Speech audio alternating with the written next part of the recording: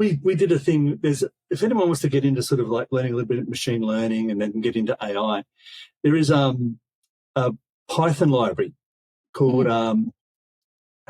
NLTK. It's natural language processing, right?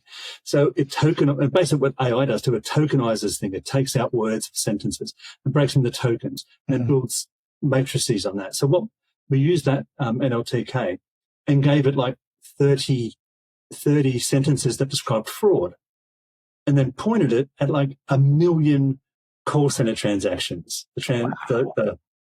And it came back in a few hours and went, here's all the things where people were talking about fraud, but they didn't know they were talking about fraud. Oh, geez. So we started reading them. And went, we've got to teach it a little bit differently, because it's actually finding contract disputes as well. Like, I paid for this, he never gave me that.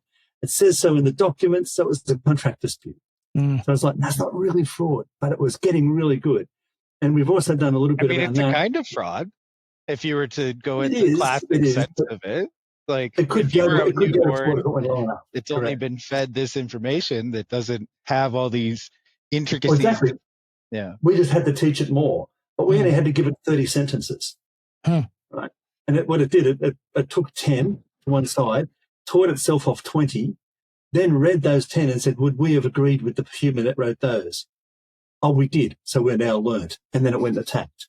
Right. But it kept going, no, I wouldn't have saw that. And it randomized those 10 every time until it went directed learning. Good. I now know enough. And it could go. But they also did some stuff around, like fines. You get a parking fine or whatever.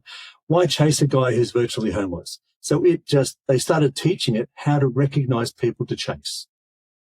Like, this guy owes fines, you're never going to get the money off him.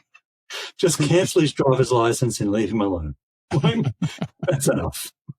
And they do that, and their recoveries have gone right up.